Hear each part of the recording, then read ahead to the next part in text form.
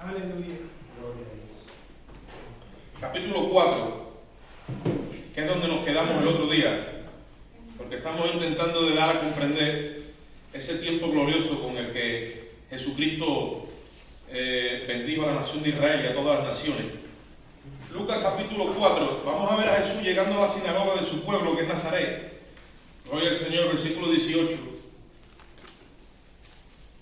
Y nosotros tenemos en esta hora que entender el propósito de Dios, cómo lo inicia todo en Jesucristo. Vamos a leer desde el 18 en adelante y ahora vamos a estar compartiendo. Dice así la palabra de Dios. Lucas 4, 18, leemos a la gloria de Dios Padre, Hijo y Espíritu Santo. Dice: el Espíritu del Señor está sobre mí, por cuanto me ha ungido para dar buenas nuevas a los pobres.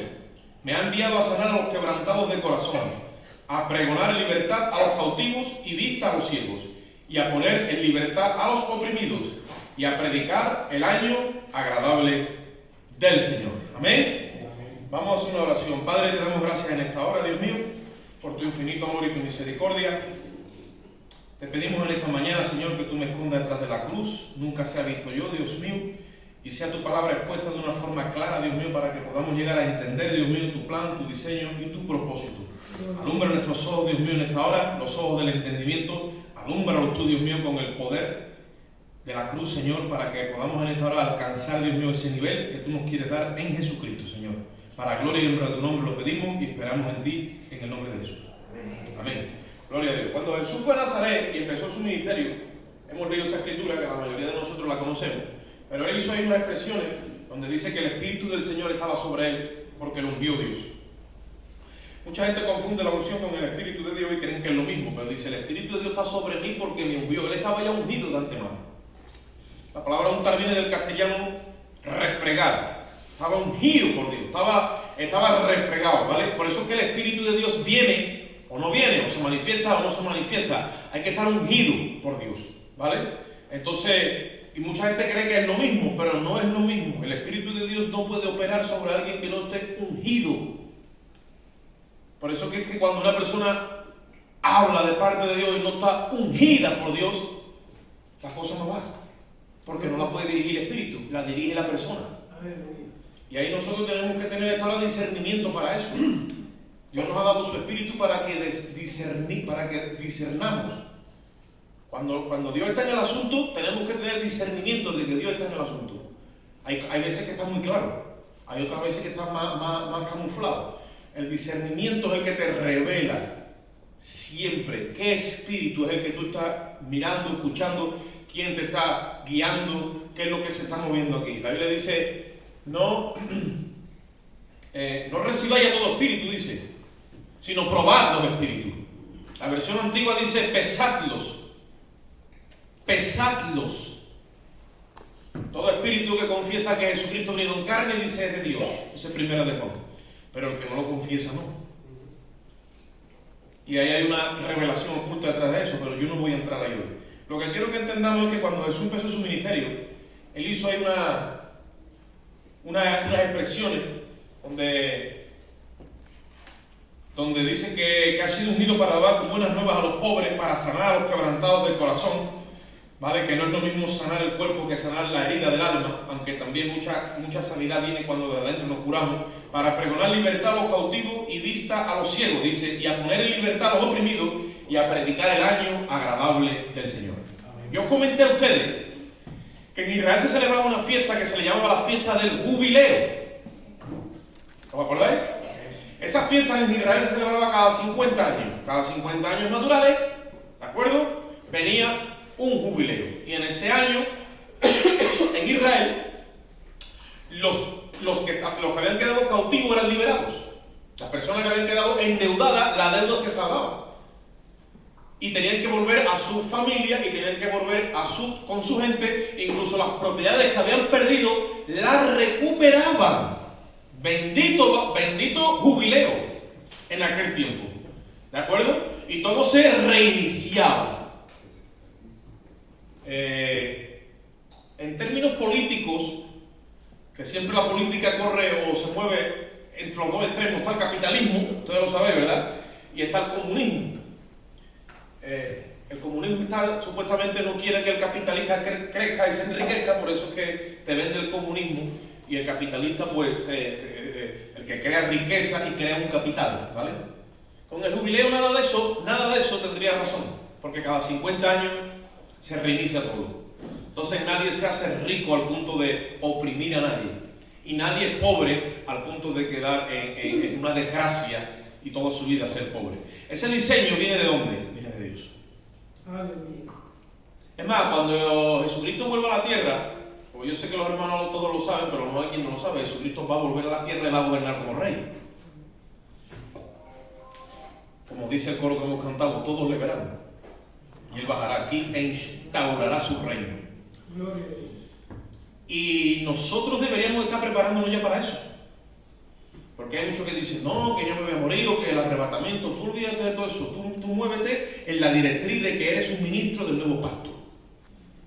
Que si la muerte te alcanza o Jesucristo viene en el arrebatamiento, todo eso es un tiempo de suspensión. Luego vamos a seguir el propósito. El propósito de Dios no detiene ni la muerte ni no detiene nada. El propósito de Dios viene con carácter eterno. Hemos sido ungidos para movernos en un propósito eterno. Por eso tú vas a las epístolas de Pablo y tú siempre vas a escuchar que dice el eterno propósito de Dios.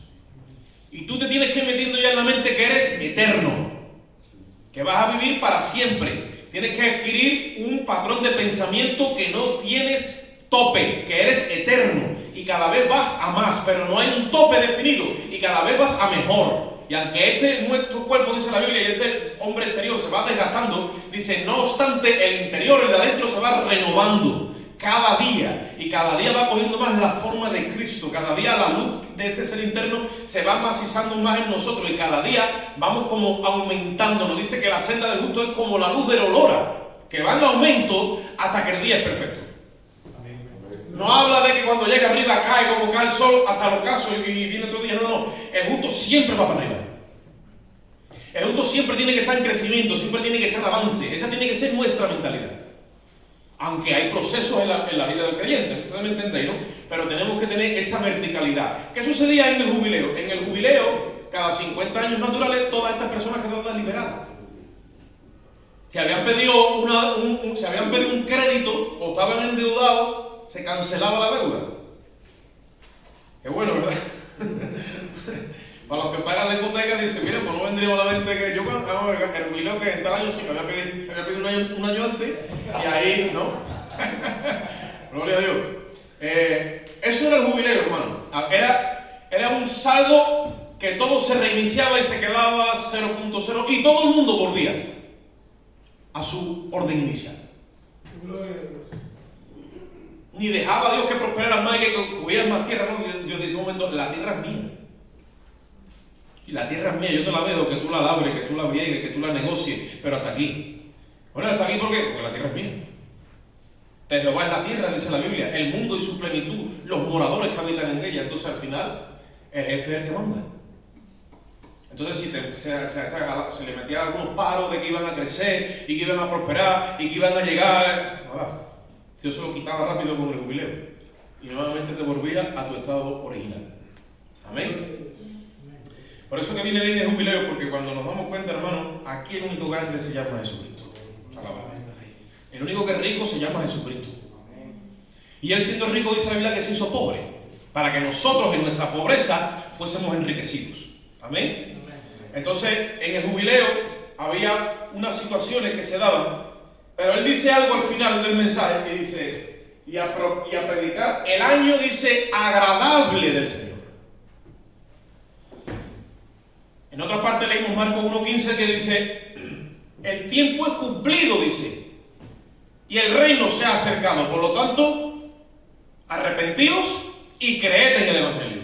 Porque había un tiempo reservado por Dios, donde este jubileo, que ellos celebraban de una forma tradicional, cada 50 años, iba a ser elevado a su significado original. ¿Qué es el significado original? Que Dios iba a reiniciar todo lo que había quedado mal, torcido, todo lo que había quedado en desorden, ¿vale? No, iba a empezar una reforma en Jesucristo a un nivel no humano ni carnal, sino a un nivel espiritual y eterno.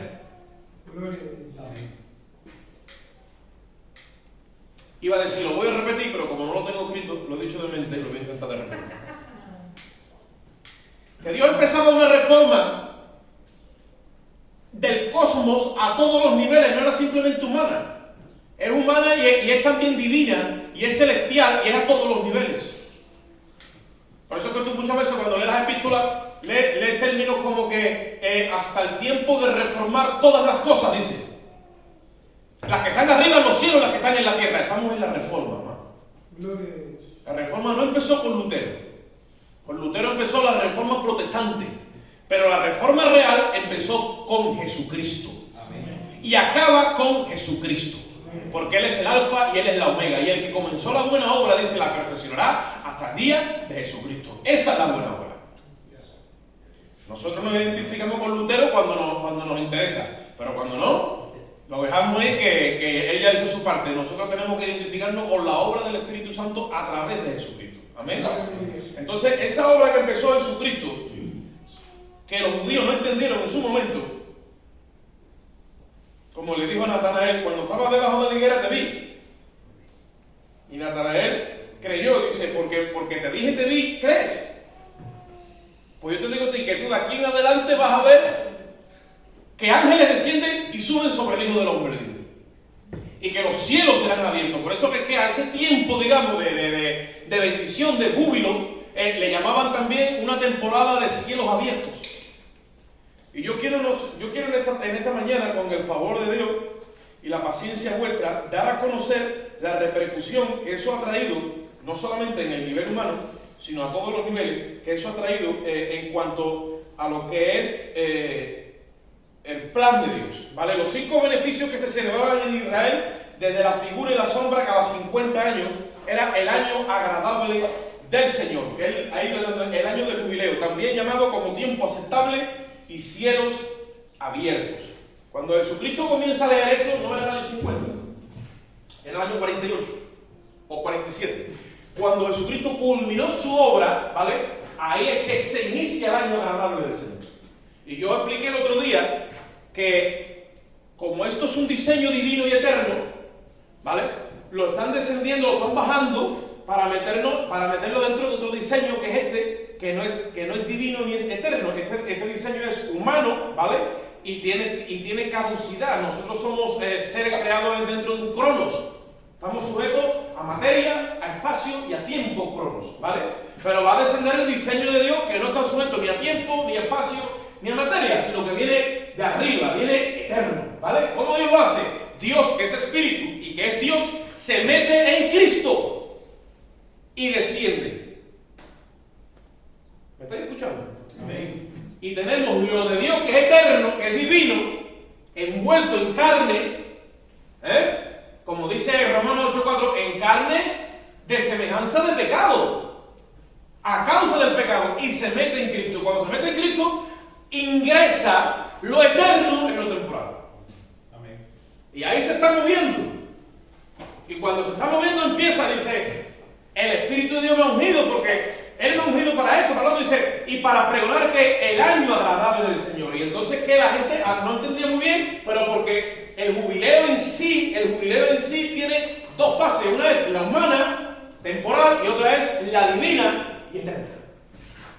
Nosotros tenemos en esta hora que expandirnos ¿hacia cuál? Hacia la divina, hacia la eterna. Y esto es un tiempo de preparación. Todo se inicia, y oye esto, todo se inicia en Jesucristo con el sacrificio de la cruz. En la vida de Jesucristo, desde que nace hasta los 30 años, preparación. A los 30 años se manifiesta, entre comillas, un rabino. También un rabino, judío, criado en Nazaret. Imagínate que le dice, hemos hallado al Mesías. ¿Ustedes conocen esa escritura, no? Dice, ¿de dónde es? Dice, de Nazaret. Dice, ¿de Nazaret? ¿De Nazaret o el Mesías de Nazaret? Imagínate todo la mentalidad del tiempo. Pues ha criado en Nazaret. Lo que pasa es que las profecías dijeron que tenía que nacer en Belén, y así fue, en verdad. Entonces, hermano, Dios muchas veces está donde ni siquiera nosotros lo imaginamos. Amén. Y nosotros no podemos subestimar a Dios. Y si tú lo quieres ver, mira la Biblia, mira la vida de Cristo, mira la genealogía de Cristo. Gente que no pertenecía al pueblo y entró.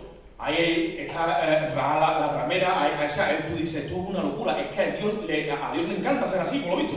Y Dios, tú nunca lo vas a atrapar diciendo, Dios es así, difícilmente podamos. Con respeto sí podemos decir yo conozco a Dios, pero que Dios muchas veces cuando tú te crees que lo tienes atrapado, se escapa por la vía del servicio. Y tú dices, ¿y ahora cómo lo he hecho el guante? Entonces tenemos que entrar a lo que Él nos está llamando en esta hora. Entonces cuando desciende ese caigo, ese tiempo de eternidad, esa revelación, esa bendición, ese diseño divino, desciende en Cristo que empieza a manifestarse.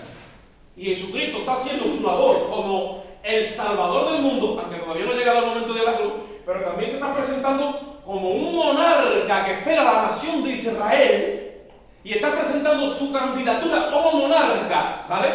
A ser el rey de los judíos, y los judíos sabían ya por la profecía de Daniel que ellos van a ser la nación que va a reinar en la tierra. Y esperaban esa época dorada, que es lo que ellos llamaban el milenio. Porque cuando Daniel está en Babilonia orando, porque se han cumplido los 70 años, porque estaba mirando en los libros. ¿Os acordáis de esa escritura, verdad? Muchas veces estamos pendientes de la política de esto, de lo otro, y en Israel está viendo como un cambio de gobierno y que se está saliendo los babilonios, el nieto de Nabucodonosor, Belsasar, pero ahí entran los medos, los persas. Dice la Biblia que Daniel estaba atentamente mirando los libros. Nosotros normalmente miramos el telediario, y que si Donald Trump, y que si Irán, y que si... Pero ¿y los libros? Porque eso varía, pero esto no varía, esto tiene que ir a su sitio. Amén. Y dice que Daniel estaba mirando y preguntando, y Señor, y tú has dicho que Jeremías, que 70 años que se están cumpliendo, y dice la Biblia que desciende. Está bien. Y le digo, 70 semanas de años están determinadas para tu pueblo. De ahí es que conocen ellos todo lo que es el plan profético. Y ahí se lo dividió y se lo puso. Claro, ellos cuando ven que Jesús llega y entienden ya que bien lo resucitado, que es el Mesías, ya querían ellos que empezaba su época dorada. Por eso que tú lo ves que le dicen, Señor, ¿instaurarás el tiempo real en este tiempo? ¿Es ahora entonces ya? Y le dice, no os toca a ustedes todavía esto. Porque venía un tiempo, que es este tiempo, el año agradable del Señor. Que ellos en su crono no lo tenían en su profecía, porque estaba escondido. Y Pablo es el que lo revela, es el misterio escondido. El misterio del Padre es Cristo. Todos esperaban al Mesías, y ellos jamás y nunca pensaron que el Mesías, además de ser un rabino criado en Nazaret, para colmo era el Hijo de Dios. Amén. Cuando tú le dices a un judío eso, le revientas la cabeza. Eso es antinatura para ellos. Que Dios se haga carne, eso es... Entonces empieza Dios su obra de restauración y de llevar todas las cosas a su lugar. ¿Y qué es lo que sucede? Sucede que la liberación de los cautivos, como se celebraba en aquel tiempo, había gente que estaba trabajando en casa de otros judíos porque habían quedado presos por una deuda que no pudieron pagar. En ese momento tenían que echarlos a la casa, tenían que liberarse, tenían que salir, ya no eran cautivos. Ahora, ¿qué significa para nosotros en este tiempo, o qué significa en lo que es la mente de Dios liberar a los cautivos? Es salir del ámbito del pecado. Oye esto, según Colosenses 1, 12 y 14, que ahora lo vamos a ver, salir del ámbito del pecado y dejar de ser cautivo del diablo y sacarnos del ámbito de la ley y llevarnos a un ámbito y un ambiente de gracia y de aceptación. Jesús está dándole cumplimiento al jubileo conforme al diseño de Dios. Ellos creen que el cumplimiento del jubileo es que tiene que venir un Mesías o un líder a liberarlo de la cautividad que tienen con los romanos. Pero siempre lo de Dios trasciende más allá de lo que nosotros pensamos. Jesús no hablaba de la cautividad en un estado físico, hablaba de una cautividad mucho superior que tenía cogido al hombre. ¿Cuál era? El pecado. Y la nación iba a ser libre del pecado, pero esto incluso se extendía a los gentiles. Entonces, yo voy a pedir por favor que vayáis conmigo a Colosenses 1:12, 14 y Romanos 6:14. Porque estos son los beneficios que la gracia que ha traído a nosotros.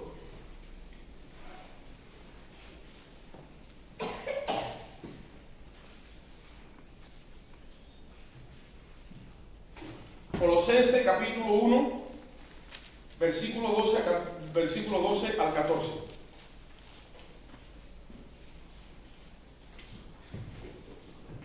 ¿Hay allí?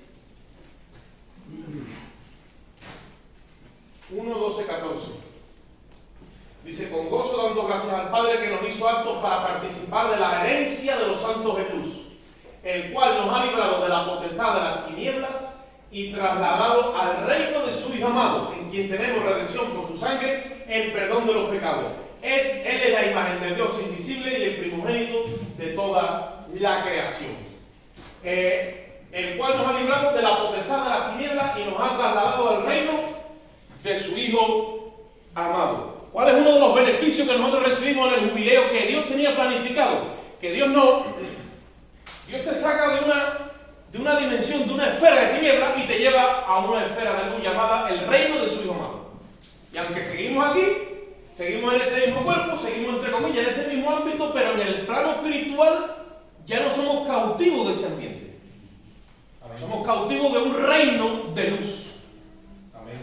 ¿Qué es lo que pasa con esto? Cuando se malentiende y no entendemos cómo Dios trabaja, intentamos de que los hermanos en la fe y en las iglesias y conocen el Evangelio, intentamos de que cambien de hábitos. Y dice: mira, yo fumaba, ya no fumo. O yo bebía, ya no bebo. Yo me drogaba y ya no me drogo. Y creemos que eso es la obra del Espíritu Santo, pero no, eso es cambiar de hábito. Y no se trata de cambiar de hábito, se trata de cambiar de hábitat, de esfera. Porque una persona que fuma puede dejar de fumar y no necesita a Jesucristo. Y una persona que bebe puede dejar de beber y no necesita a Jesucristo. No estamos hablando de que cambien de hábito. Muchas veces nosotros nos confundimos y creemos que, bueno, pues el hermano o la hermana o se está santificando otro. No va por ahí la historia. Estamos hablando de la guianza del Espíritu. Porque yo te digo a ti que todo el que empieza a esforzarse y a pelear contra los hábitos y los vence es una obra humana y carnal. Y no es la obra del Espíritu. No te estoy diciendo que si tú sientes en tu corazón de dejar un vicio, no lo dejes. No te estoy diciendo eso.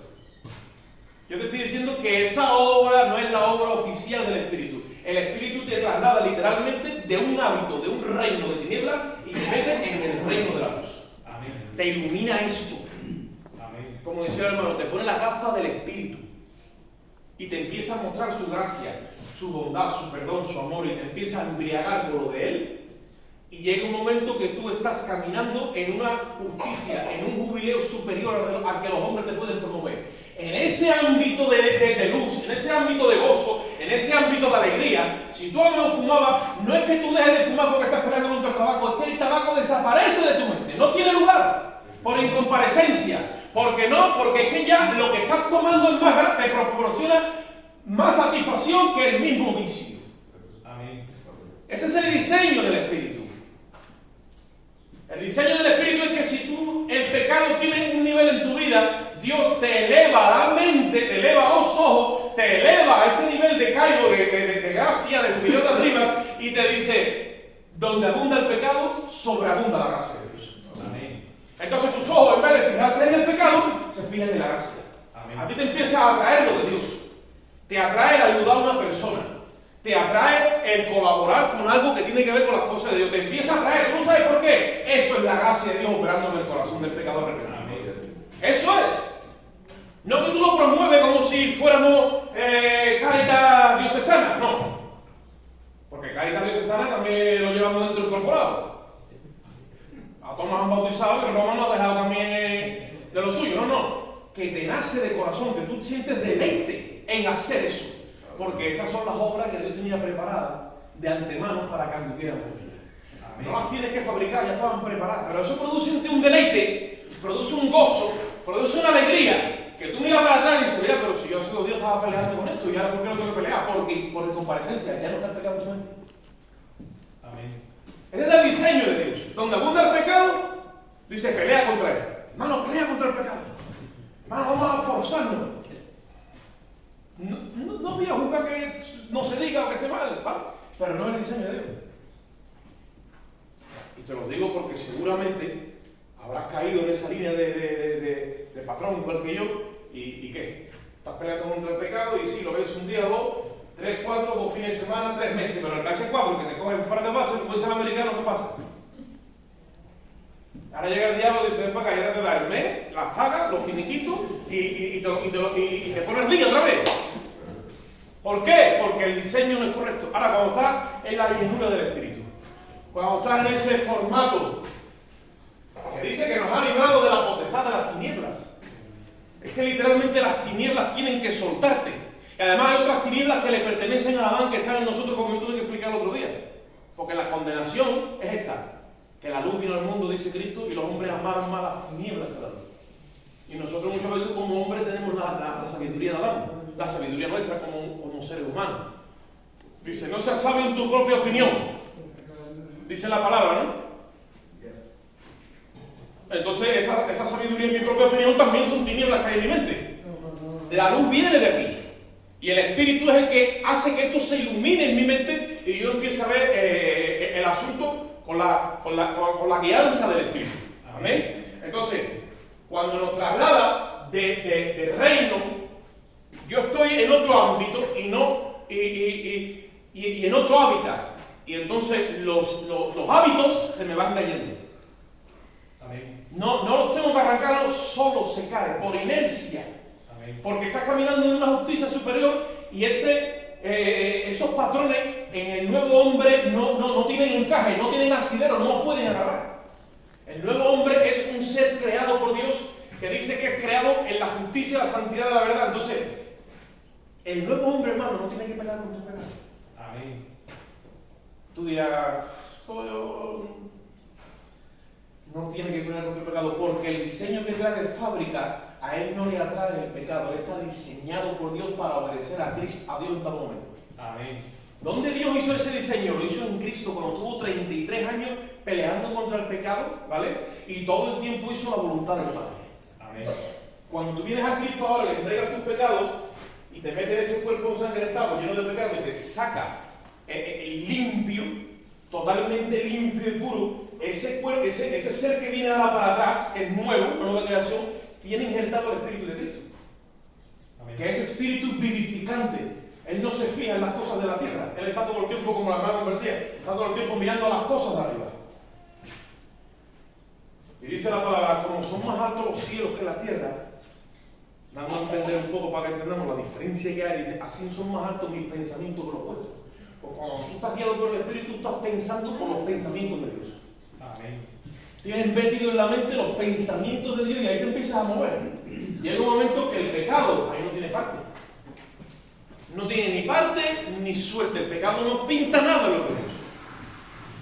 Porque el pecado ha sido resuelto en Jesucristo y el nuevo hombre no le atrae nada de lo abajo. La nueva creación no le atrae nada porque ella no es de este mundo. Es de arriba. Lo que pasa es que la meten en esta vasija de barro para que se vaya formando. Y para que vaya expandiendo y expresando a Dios, poco a poco. Claro, nuestra lucha que tenemos en la santificación, que es lo que tenemos las dos naturalezas a tiempo real interactuando. Amén. Está la vieja, está la nueva.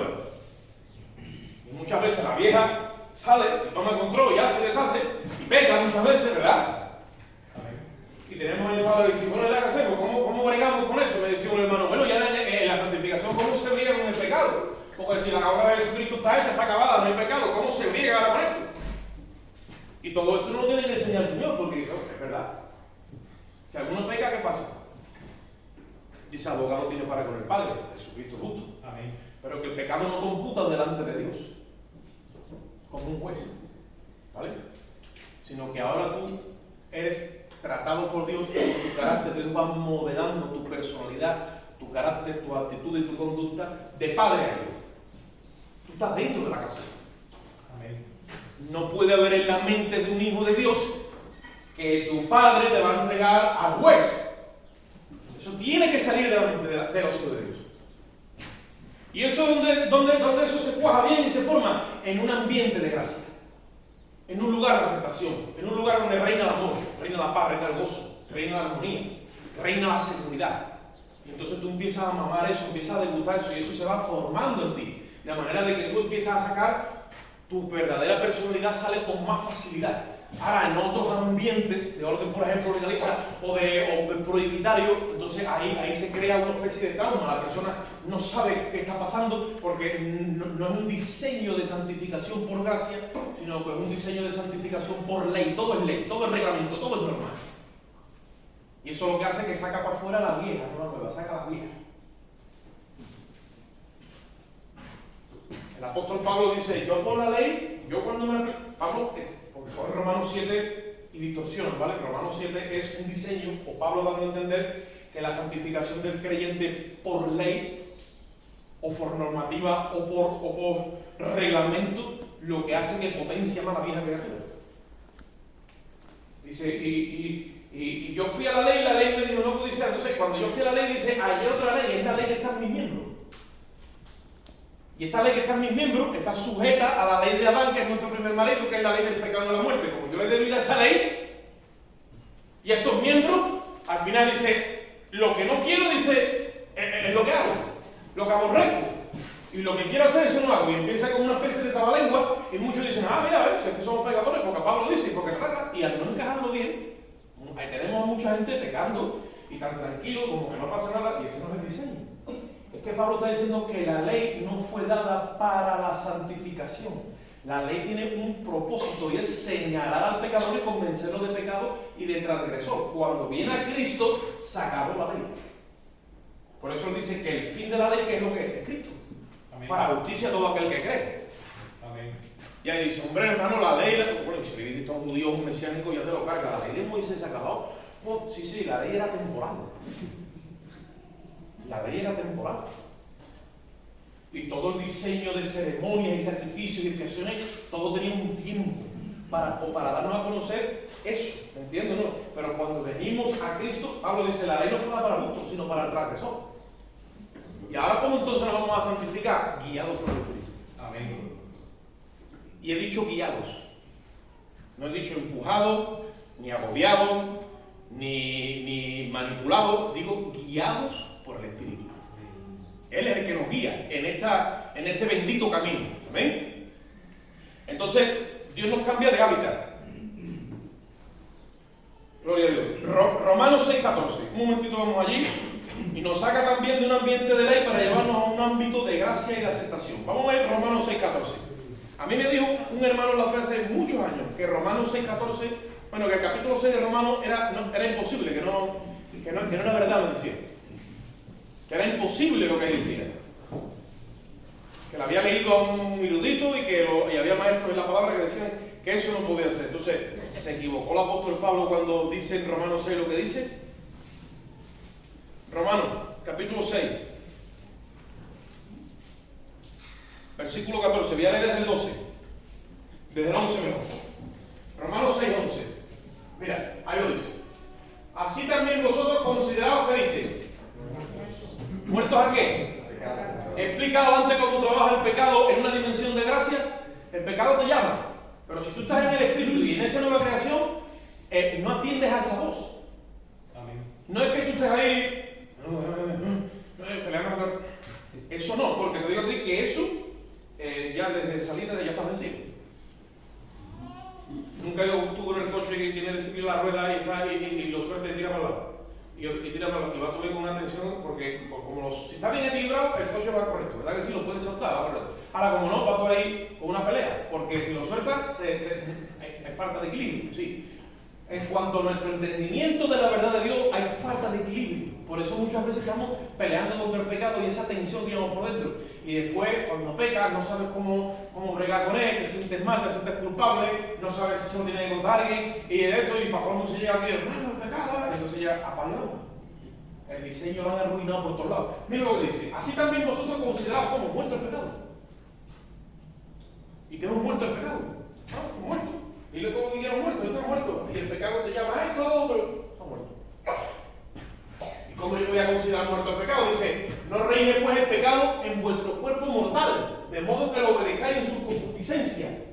Ni tampoco presentéis vuestros miembros al pecado como instrumentos de iniquidad, sino presentaos vosotros mismos a Dios como vivos entre los muertos y vuestros miembros a Dios como instrumentos de justicia. Porque el pecado no se enseñoreará de vosotros, pues no estáis bajo la ley, sino bajo la gracia. ¿Qué pues? ¿Pecaremos? Porque no estamos bajo pecado, dice, bajo la ley, dice, o bajo la gracia, en ninguna manera. Cuando tú vienes aquí y yo te enseño esta cosa, cualquier hermano predica lo mismo, tú empiezas a descansar, te bajas la guardia en cuanto a estar peleando contra el pecado. Y el pecado aparecerá sí o no, no es problema tuyo, eso se va a cumplir. Amén. Porque se va a levantar en ti la nueva creación. Amén. Y tú dirás, ¿qué tengo que hacer? No tienes que hacer nada. ¿Cómo? Nada. Cristo lo va a hacer en ti. Amén. Y cuando Cristo empieza a aparecer en tu vida, tú lo vas a notar. Y vas a decir, ¿esto es verdad entonces? Y es verdad. ¿Se está cumpliendo? Claro que se cumple. Amén. Se cumple. Yo lo he vivido. Después de haberme estrellado 1000 veces y después de haberle guiado, porque no entendía hasta que Dios no me cogió en la soledad. Esto es aquí. Y no fue de la noche a la mañana, me tuve que quedar un tiempo como diciendo, bueno, y el pecado aparecía, claro que aparecía. Pero como me decía que yo me consideraba muerto algo, y bueno, y ahí estaba. Hasta que llegó un momento que yo empecé como a notar que el pecado, no o sea, por incomparecencia, yo no tenía ya que dar explicación ni el pecado ni peleaba contra nadie. Y yo empecé a darme cuenta que esto es verdad. Amén. Y que lo que él dice es verdad. Amén. ¿Por qué? ¿Por qué no se va a enseñorearse? Claro, si yo tengo un señor que me dice esto, hago otro, y yo soy su cautivo, y soy cautivo de él, pues tengo que hacerlo, porque soy un esclavo. Pero Cristo me ha dicho a mí que yo no soy esclavo del pecado, que me ha libertado. Amén. Amén. Y ahora me quedo en la casa, dice el esclavo, no queda en la casa, pero el hijo es libertado y se queda en la casa de Dios. No queda por ahí por el mundo dando vueltas, no, yo estoy en la casa, estoy plantado en la casa de Dios. Y a lo mejor ahora peco, a lo mejor ahora fallo, sí. ¿Cómo Dios trata con nosotros? Tú te tienes que aprender a ver cómo Dios te ve, no como tú te ves a ti mismo. Por eso que no vamos a dejar de hablar de la justificación. Dios ve la sangre, hermano. Ve la sangre de Cristo. Amén. No ve tus errores, ve la sangre nada más. Acuérdate siempre, tenlo en la cabeza. Pasó el espíritu de la muerte en la Pascua, tiene que pasar de largo. Como te ve aquí rociado por la sangre de Cristo, la fiscalía tiene que cerrar la boca porque la sangre ha pagado por el pecado. Amén. Tú tienes que aprender eso, claro, cuando aparezca el pecado, no le des explicación al pecado. Simplemente vete donde Dios y dile, Dios mío, reconozco que he fallado. Y el Señor dice, abogado, tienes para conmigo, no pasa nada.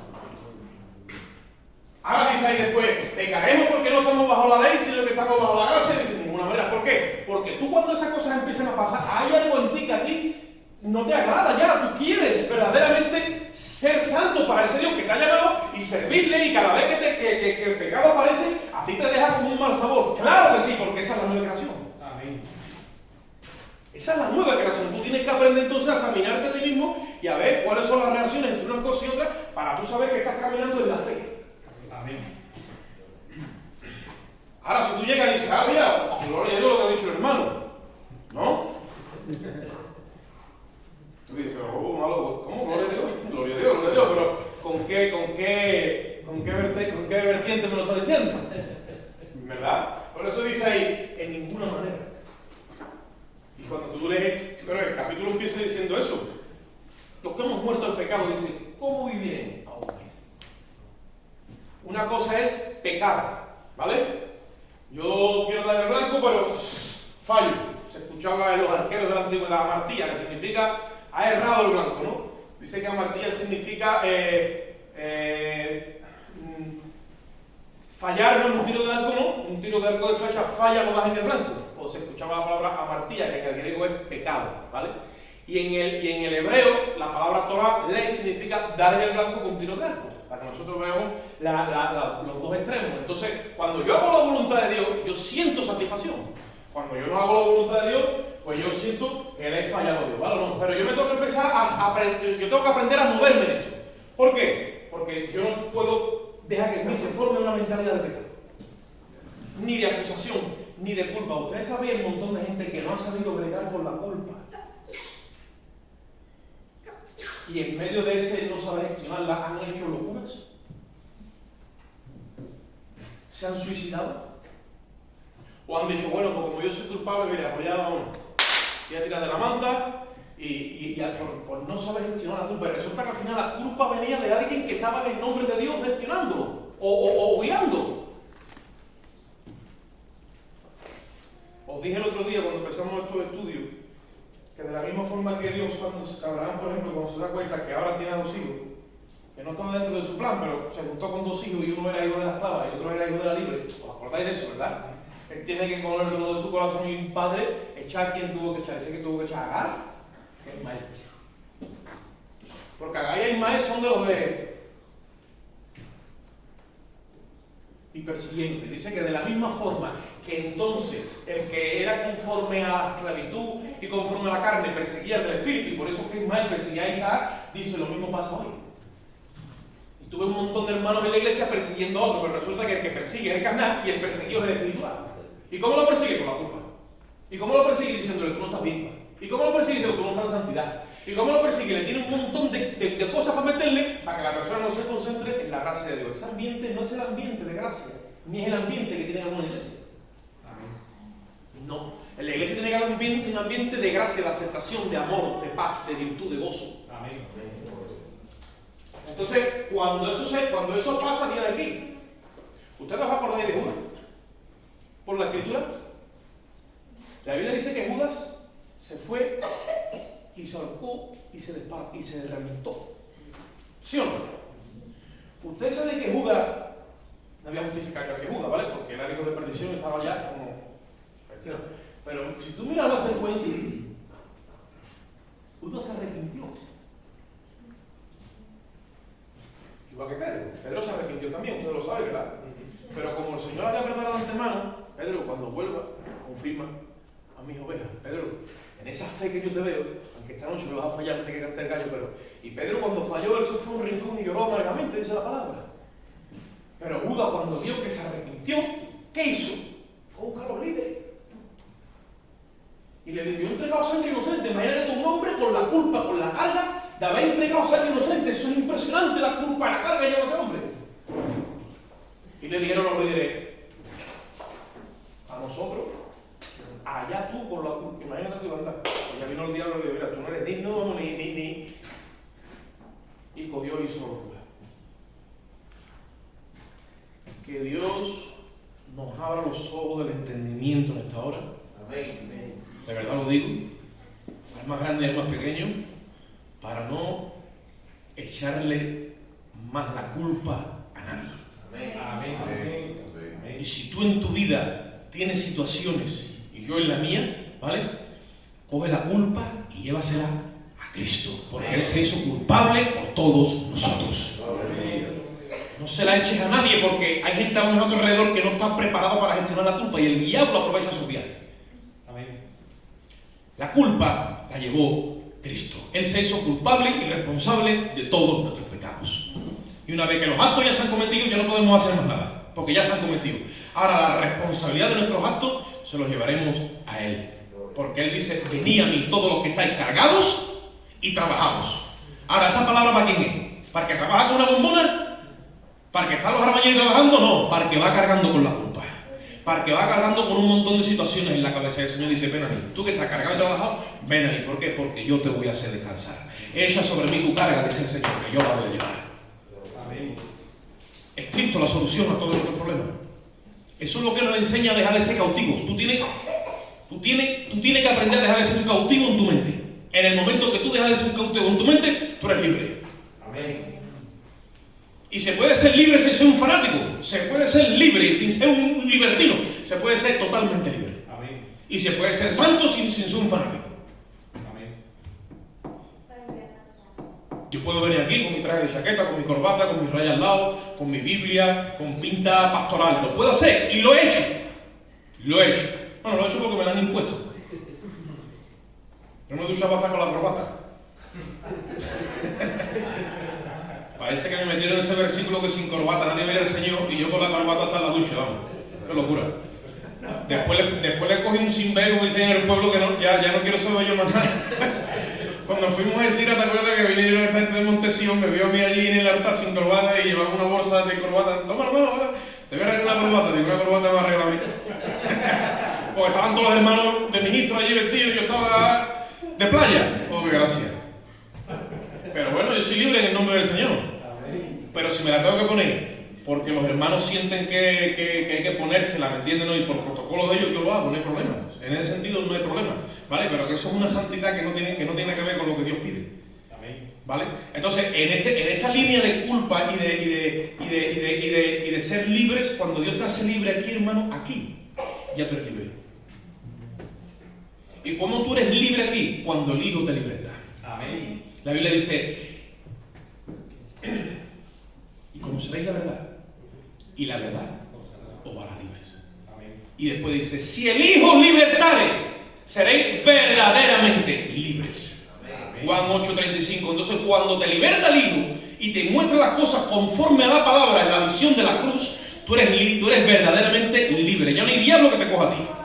Amén. Ya no hay ministros, no hay nada, porque Dios te revela su palabra. Amén. Amén. Entonces, uno de los beneficios que había de la gracia, ¿cuál era? Que los cautivos eran libres. Sí, salían de la casa. Mucha gente salía de la casa de la cautividad, ¿vale? Donde ellos habían servido un montón de años, pero después no sabían ser libres. Cuando Abraham Lincoln trajo esa ley en los Estados Unidos que abolía la esclavitud, yo no sé si ustedes habéis conocido un poco de eso, y sacó una proclama y todos los esclavos fueron echados a la calle porque por ley tienen que ellos, esos morenitos salieron y estaban, como dice todo, y ahora ¿para dónde cogemos? Porque una ley había dicho que tenían que ser libres, pero ellos en su mente seguían siendo esclavos. Es más, no sabían ni quién era, le preguntaban y no sabían ni quién era Abraham Lincoln, que era el que los había hecho libres. Y nosotros venimos con un patrón de esclavitud al pecado y a los hombres, y muchas veces recibimos la verdad de Dios de una forma tradicional, pero no hemos sabido degustarla. Y todavía nos gusta hacernos a la religión, a las iglesias, a las denominaciones, a los patrones, a los hombres, y eso no es ser libre. Dios te liberta aquí para que tú mismo saques la creatividad del Espíritu y seas un modelo único en el diseño de Dios. Amén. Único, irrepetible, porque tú eres irrepetible, eres único en Jesucristo. Aquí hay hermanos que no vienen, y yo no estoy, hermano, porque no vienen. Y hermano, ¿y qué pasa? Allá ellos. Pero yo sé que donde están predicando a Jesucristo y tienen al Señor en su corazón. Amén. Ahora, si yo soy un religioso, digo, hermano, tienes que venir para acá para que yo te vea, hombre. Y para que me dé volumen a mí, para que mi ego se sienta mejor. ¿Qué habla? ¿Qué locura es esa? ¿Qué locura es esa? ¿No? Dice que en la multitud del pueblo está la gloria del rey, dice Proverbio, ¿no?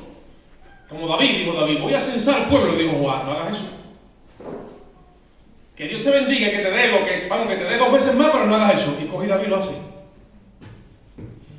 El hombre que tenía el corazón conforme a Dios, pero también se equivocaba. Ahora vino un juicio. ¿Estoy hablando verdad o miento?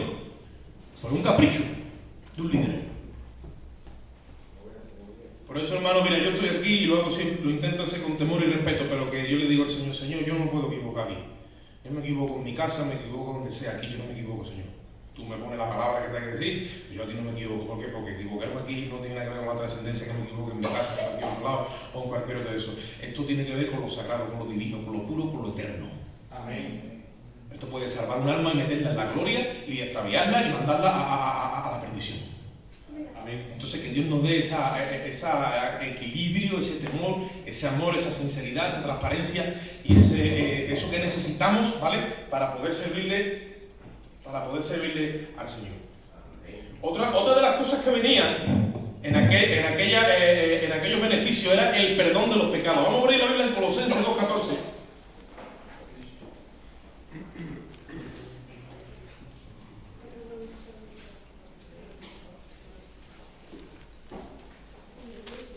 Colosenses 2:14.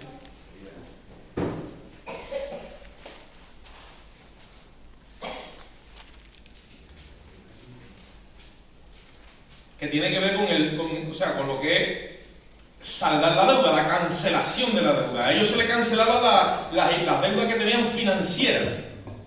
Pero esto trascendía mucho más allá y la deuda iba con que el ser humano ya no le debía nada a Dios. ¿Qué dice Colosenses 2:14? Dice, anulando el acto de decreto que había contra nosotros, que nos era contraria, dice, quitándola del medio y clavándola en la cruz, y despojando a los principados y a las potestades, los exhibió públicamente, triunfando sobre ellos en la cruz.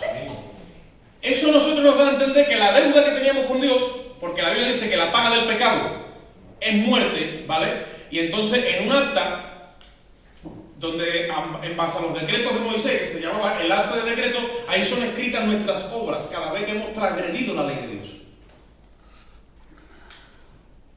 Dice la Biblia: el que transgrediere o traspasare o violare la ley de Moisés ha de morir irremisiblemente. Entonces se levanta un acta, con una causa, ¿vale? Y ahí están, en esa causa están todos tus delitos, todas tus transgresiones, estaban escritas. Cuando Jesucristo muere en el Calvario, ese acta, dice la Biblia, que la anula. Y ahora tú dices, ¿verdaderamente está anulada ese acta o no está anulada? Ahora es cuestión de fe, porque aquí nos han dejado escrito lo que ha pasado literalmente. Tú tienes que creerlo. Y ese es el ejercicio de la fe. Amén. ¿Cuántas veces no te ha venido el diablo a ti, vestido de hermano, de hermana, de ministro, de mil cosas, a citarte tu vida pasada o la mía? Y tú te has sentido mal, porque has creído eso. Y no se trata de creer eso, tú tienes que creer esto.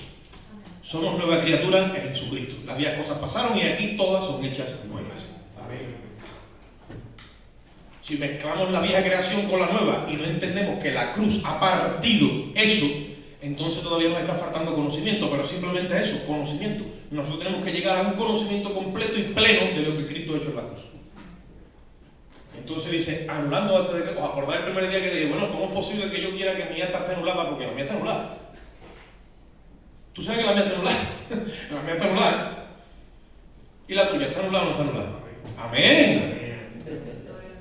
Ahora, si la tuya está anulada, no puedo pretender yo buscarla y encontrarla, que no. Ni tú tampoco la mía. Porque está anulada. Entonces no digas nada en contra de nadie, porque si es un hijo de Dios y está en la fe, su acta está anulada. Estás hablando en barde. Estás siendo, como dice la palabra, estás siendo la jugada del enemigo, que es el acusador de los hermanos, dice la palabra. Porque la fiscalía del mito está cerrada. No existe como tal. Como tal delante del juez. Ahora, clavándolo a la cruz y despojándolo y triunfando sobre ellos en la cruz. Entonces, no hay acta de decretos. Y cuando peco ahora, ¿qué pasa? Eso es lo que os expliqué antes y lo que vengo hablando. En la fiscalía delante de Dios, el problema del pecado ha sido resuelto de una vez y para siempre. Amén. Tú a Dios le refieres tu pecado, tú le puedes referir cosas que tú has hecho hoy día y estás aquí en su casa con uno de Dios. Pero referirle a Dios el pecado como para que tengas problemas con él judicialmente, eso no existe. Por eso dice Romanos 8.1, ahora pues, se está refiriendo a este tiempo, ¿vale? Se está refiriendo ahora que tenemos el Espíritu. ¿Sabéis lo que es recibir el Espíritu? Que me meten en la cruz, lleno de pecado, y me sacan para atrás, limpio, sin pecado ninguno, una nueva creación. Cuando me sacan para atrás, yo tengo incorporado en mí el Espíritu de Cristo. ¿De acuerdo? Esa nueva creación está impregnada en mí. Y Dios dice, ahora pues entonces, ninguna condenación hay para los que están en Cristo Jesús. Ahí se está refiriendo a la condenación judicial que viene sobre los pecadores cuando están viviendo bajo ley y tienen problemas con el vuelto de la tierra. Y ahora dice el Señor, ninguna condenación hay para los que están en Cristo Jesús. Los que no andan conforme a la carne, porque ya tú no andas conforme a la carne, aunque estés viviendo en la carne, sino los que andan conforme al Espíritu, porque ahora Dios te ha dado su Espíritu. ¿Me entienden o no? Y dice, y la ley de vida en Cristo Jesús, la ley de vida, que es la nueva ley que gobierna nuestra vida, en la nueva creación, me libra a mí de la ley del pecado y de la muerte, que es la ley que gobernaba mi vida antes de venir a Cristo. Amén. Me agarro a esa nueva ley que me liberta de la otra ley. ¿Me entendéis? Amén. Entonces Dios me alcanza afuera, me trae a la cruz, me convence de pecado, de justicia y de juicio.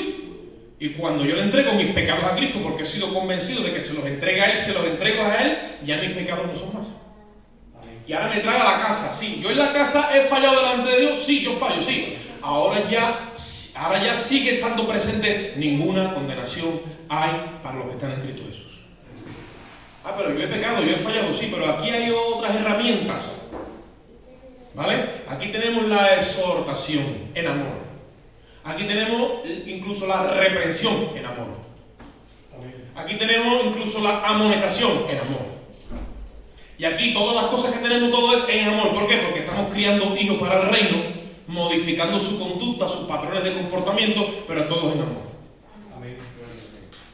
Y Dios no desecha al hijo, el hijo se queda en la casa, el que sale fuera es el esclavo. Por eso Jesucristo dijo, el esclavo no queda en la casa para siempre, porque su mentalidad no lo deja permanecer en la casa. Dice, pero el hijo sí se queda. ¿Os acordáis que el otro día os dije, después de citar así por encimita la parábola del hijo pródigo, y cuando ya acaba todo, que están haciendo fiesta, sale el padre otra vez y empieza a hablar con el hijo mayor? Hijo mío, entra. No, pero a ver, le refiere todas las cosas malas que hizo el hermano. Este es un hijo de Caín y quiere entrar por su propia justicia. Y el padre dice, el padre quiere que se salve también la gente que tiene ese pensamiento, pero su justicia se lo impide. Amén.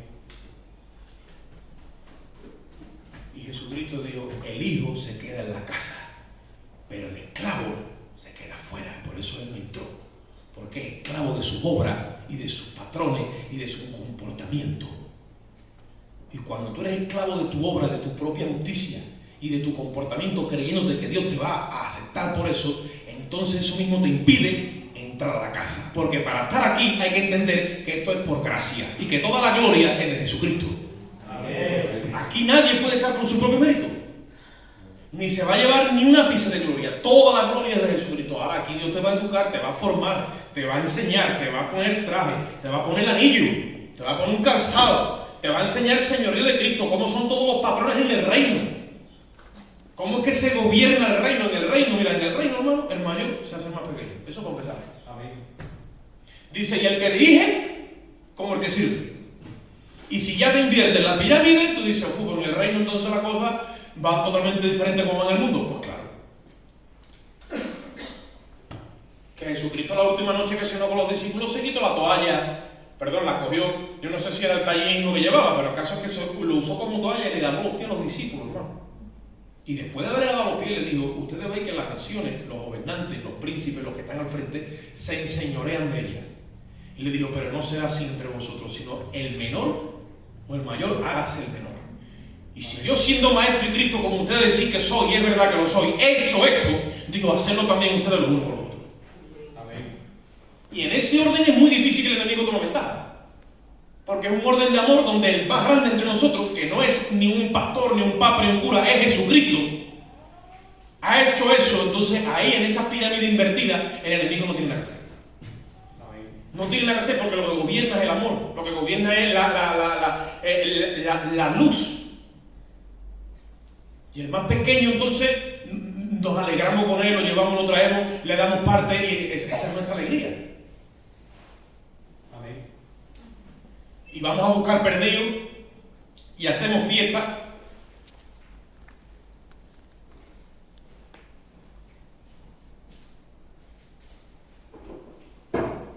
Muchas veces tenemos festividades en la iglesia, tenemos, ¿qué te digo a ti? Hemos hecho un calendario de festividades. Vamos a celebrar el que llevamos un año en el templo, vamos a celebrar que tenemos evangelismo, y cuando nos damos cuenta hemos creado un calendario de actividades nuestras. Y viene uno por ahí, se salva y acepta a Jesucristo, se sienta ahí y nadie dice ni un gloria a Dios, ni se acepta, ni se alegra, ni hace fiesta. Y Jesucristo dijo que hay más gozo, más alegría en el cielo por un pecador que se arrepiente que por 99 justos que no se están arrepentidos. ¿Sí o no? Y llega uno por allí, acepta a Jesucristo, que de corazón ha creído y se está aceptando, y entonces alegrarnos todos, pues estamos con la mirada desviada, porque, ¿qué te digo a ti? Porque, yo qué sé, vamos a celebrar que llevamos un año aquí en la nave, y se nos va la pinza y estamos todos de fiesta, y esa ermita por allí que ha aceptado a Jesucristo se queda por allí medio descuadrado. Porque ve que nuestra alegría es otra cosa, y eso no debe de ser en el reino. En el reino es todo lo contrario. Amén. Aquí no hay templo, no hay púlpito, ni nada. ¿Ustedes saben cuál es la obra en el nuevo pacto? Tu vida. Amén. Tú eres la casa de Dios. Amén. Ahí mora el Espíritu Santo. Amén. Amén. Y todo aquello que se arrime a esa realidad, le tenemos que empezar a sacar todo. Y dije el otro día, aquí lo más grande tiene que ser el sacrificio de Cristo, que cada vez vamos a levantarlo más, para que el que esté lejos vea y diga, eso que lo ve que está pasando allí, y vean grande a Cristo y a este crucificado, que lo estamos predicando en este lugar, donde quiera que sea. Eso es lo que tiene que ser levantado en todas las iglesias. Amén. Como Jesús hablando con Nicodemo le dijo, como Moisés levantó la serpiente en el desierto, que levantó una hasta grande con una serpiente de bronce, porque estaba cayendo una mortandad, porque estaban todos en fornicación y había un lío, y Dios le dio, hazte una serpiente de bronce y todo aquel que la mire va a ser sano. Y cogió Moisés la serpiente y la levantó sobre todo el pueblo, y dice que empezaba a correr y todo el que miraba aquello se sanaba. Y le dice eso a Nicodemo, como Moisés levantó la serpiente en el desierto, dice, así se ha levantado el Hijo del Hombre, para que todo aquel que en él cree, dice, sea salvo. Y donde nosotros levantemos la cruz, hermano, Dios tiene que aparecer. Donde levantemos el mensaje de la justificación, Dios tiene que aparecer. Amén. Donde levantemos el mensaje de la santificación por la cruz, Dios tiene que aparecer, porque este mensaje no es nuestro, es suyo. Amén. Y es el que está todavía vigente. Amén. Aquí no estamos para hacer culto de naciones, o culto de misiones, o culto de esto, culto de lo otro. Todo eso es un invento que nosotros nos hacemos los hombres. Le viene Isaías y le dice al pueblo, yo estoy de parte de Dios, dice, hastiado estoy ya de todas vuestras festividades y vuestras fiestas solemnes. Y tú dices, ¿eso pasó? Sí. Y como Dios diciendo, me tenéis ya asqueado de toda la historia esta. Y con vuestra boca mencionáis mi nombre y vuestros corazones están muy lejos de mí. Imagínate. Pero para los efectos de, ellos estaban... Y todo el mundo mirando con qué os están mirando. Por eso que aquí, hermano, tenemos que cerrar los ojos afuera, a abrirlos de adentro y empezar a buscar la dirección del Espíritu. Amén. Buscar la dirección del Espíritu. Yo me puedo desviar, por eso es que me he rodeado con un grupo de hermanos, para que cuando me desvíe un poquito más de eso, hermanos. Y es que es así. Y gente de carácter. No gente que diga, no le diga algo, se nos ha enfadado, no, seguramente no, así no vamos a ninguna parte. Tenemos que ser gente de carácter y hablarnos la verdad en amor, evidentemente en amor para no dañarnos, pero la verdad. Amén. Porque Como empecemos con las timideces y con esto y con lo otro, el enemigo se mete. No hay un crecimiento en el espíritu. Y hay lugares donde el hombre es así, y dice, no, y levanta dos veces la ceja y está todo el mundo ahí temblando. Eso no es así. Una manipulación y una intimidación increíble. ¿Cómo es? Eso no es así, hermano. Y ya entra esa dictadura tirana que se apodera por temor. Nosotros caminamos en una fe por el amor. Amén. Te lo voy a repetir. La fe que nosotros promovemos y vivimos es la fe que obra por el amor, la que nace por el amor. No hagas nada por temor, porque el día que empiezas a hacer las cosas por temor, te haces un esclavo del sistema. Y el día que estás un esclavo del sistema, Faraón te dice que quiere 80 ladrillos, pero mañana te dice que quiere 160.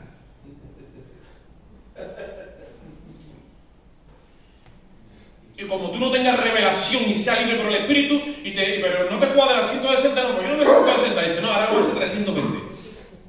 Y cada vez te aprieta más los torniquetes. ¿Por qué? Porque es un sistema. Y además un sistema satánico y caído. He dicho el perdón de los pecados y el fin de la deuda.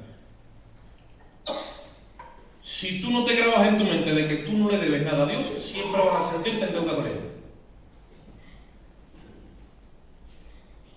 Y nosotros no tenemos una deuda con Jesucristo. La paga del pecado es muerte, dice, pero el regalo de Dios es vida eterna en Jesucristo.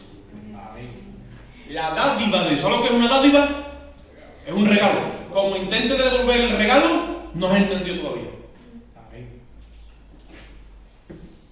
Fui a una iglesia y me dicen, hermano, predícalo algo. Digo, voy a predicar esto mismo de los beneficios de la gracia, pero empecé diciendo qué es gracia y qué no es gracia. Y cuando una de las cosas que compartí ese día, dije, la gracia no es una deuda que tú mensualmente le estás devolviendo a Dios como el que pide una hipoteca y él le tiene que estar devolviendo la mensualidad. Digo, la gracia no es una deuda, es un regalo de Dios. Acabó el culto y me viene una muchacha joven, se me vino a lanzar y me dice, hermano, cuando tú has dicho eso y yo me lo creí, me ha hecho algo también.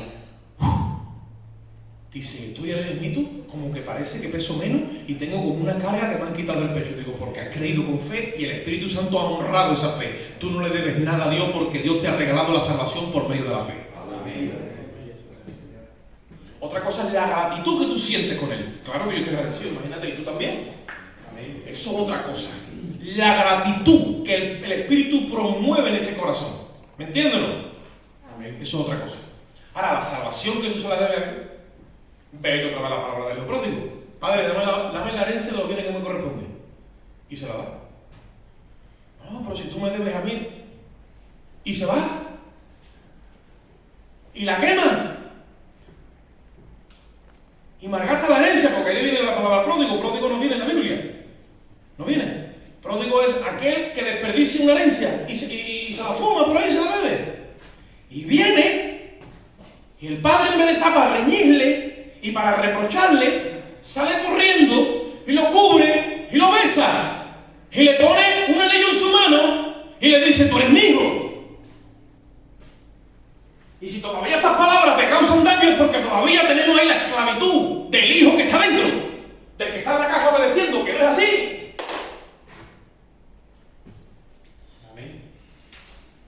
Lo que pasa es que, como dice un hermano, esta línea es muy fina, hermano, tú puedes crear otras cosas, no importa, hay que hablar la verdad. El Espíritu nos va a enseñar este camino.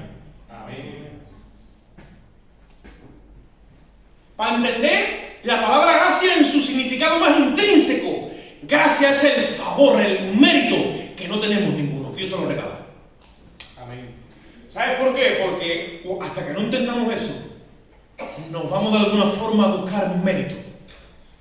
Yo aquí puedo estar hablando otra cosa y otra parte en mi corazón, en mi entendimiento, en la parte más oscura de mí, puede estar queriendo buscar mérito delante de Dios. Yo he sido aceptado en el amado, dice la Biblia, según su beneplácito, el beneplácito de su voluntad. Y he entendido que por más que yo haga o deje de hacer, no voy a traer la admiración de Dios más hacia mí que lo que ya la tengo en Jesucristo. Amén. No puedo traerla. No me ha dado el Espíritu por medida, me lo ha dado por completo y me ha dicho: tú vas a crecer ahora en gracia sobre gracia y de mi plenitud vaya a tomar todos, porque esto es gracia sobre gracia. Amén. Cuando eso se te empieza a meter dentro, tú dices: y ahora cuando tú te crees eso, cuando te lo crees, es que eso se empieza a mover en ti, es que se mueve en ti y te das cuenta que es una vida superior. ¿Cuál? La justicia del nuevo pacto. Por eso Jesús le dice a sus discípulos: si camináis en la misma justicia de los fariseos, ustedes no entraréis. ¿Por qué? Porque si vuestra justicia no fuese superior a la de ellos, están cayendo mijitas, pero gracias a Dios estamos aquí a la cubierta del Altísimo. Si vuestra justicia no fuera superior a la de los fariseos, dice, vosotros tampoco entraréis. Hay que caminar en la justicia superior. Amén. No la mía, la superior. Por eso dice: buscad primeramente el reino y ¿qué? Su. No la mía, no la mía, su justicia. Dice el apóstol Pablo, Filipenses capítulo 3, quiero ser hallado en él. Y después dice: en la justicia que viene de él y que es por medio de la fe. Yo quiero ser hallado en esa justicia. Amén. Si yo soy hallado en mi justicia, entonces soy hombre muerto, hombre frío. Amén. Amén. Amén. Pues os iba a hablar de lo que era el gozo de la restauración de la herencia y alcanzar otra vez la propiedad, pero lo vamos a dejar hasta aquí. Simplemente, hermano, tenemos que entender una cosa: la gloria que perdió Adán en el Edén, nosotros la hemos recuperado en Jesucristo. Amén. Y Adán y Eva estaban revestidos de esa gloria, por eso cantaban desnudos y no se avergonzaban, pero nosotros la tenemos por dentro. Esa gloria se mueve en nosotros, está en nosotros. Es la gloria del unigénito de Dios, está en nosotros. Gloria significa resplandor, ¿vale? Nosotros somos la esposa, somos la plenitud de aquel que lo llena todo y en todo. Entonces, en esa gloria es que nosotros que nos vamos moviendo. Y esa gloria está en nosotros. Aunque no la veamos con los ojos de carne, está en nosotros. Dice que cuando Él se manifieste, nosotros también nos manifestaremos juntamente con Él. Amén. Y seremos semejantes a Él. Amén. Jesucristo ya ha resucitado en gloria. Amén. ¿Tú te lo crees eso o no? Amén. La gloria, ¿no? Dice Romanos 8:30, a los que antes conoció, a nosotros nos conoció desde antes que existiera el mundo, ya nos conoció, imagínate. Nos estamos enfrentando a un ser extraordinario. A los que antes conoció, dice, a estos también predestinó. ¿Vale? Es una predestinación en base al conocimiento previo. No es una predestinación, como dicen los calvinistas, en base a que Dios le dio a él la gana de que uno se salve y otro se condene. Eso no es la predestinación bíblica. La bíblica es a los que antes conoció. Nos conoció en nuestro libre albedrío y ya sabe de antemano que íbamos a aceptar a Jesucristo y en nuestro libre albedrío íbamos a reconocer nuestra condición y pedirle a Él la salvación. Amén. A los que antes conoció, dice, a estos también predestinó. Y a los que predestinó, dice, a estos también justificó. Amén. Y a los que justificó, dice, a estos también glorificó. Amén. Y dice, pero ¿cómo que glorificó? Si yo todavía estoy aquí, pero Él ya te ha visto desde la eternidad glorificado. Ya te ha visto en gloria, ya te ha visto en luz. Tú no te ves, porque estás en el proceso, estás en el camino, pero Él ya te ha visto. Y se la ha revelado al apóstol Pablo y la ha escrito en el libro. Ya te ha visto Dios en gloria. Amén. Métele fe a eso en esta mañana, vete con eso en el nombre de Jesús y tú vas a ver cómo el Espíritu de Dios va expandiendo la gloria de Dios en ti para que tú vayas creciendo en la gracia y en el conocimiento de Dios. Amén. Padre, te damos gracias en esta bendita mañana, Señor. Te damos a ti la gloria, la honra, la alabanza. Gracias por cada hermano que ha venido, Señor. Bendice tú esta palabra en sus corazones, en nuestros corazones, Dios mío. Dale tu vida por tu Espíritu, Señor, para que podamos en esta hora no solamente escuchar, Dios mío, sino poner en práctica y que tu Espíritu Santo sea el que mueva en nosotros la gloria de tu Espíritu, Señor. Yo te pido, Dios mío, que tú respaldes estas palabras, Padre, porque no son mías, son tuyas, Señor. Danos una experiencia viva contigo, diaria y continua, Dios mío. Dale crecimiento a cada hermano aquí, Señor, para que sea una confirmación por el Espíritu, Dios mío, de tu palabra. Ahora salimos de este lugar, pero no de tu presencia. Salimos con tu amor, Dios mío, la gracia de Cristo y la comunión y dirección de tu Espíritu Santo. Y el pueblo de Dios dice, amén. Que el Señor los bendiga. Un momentito antes de irse. Domingo que viene tenemos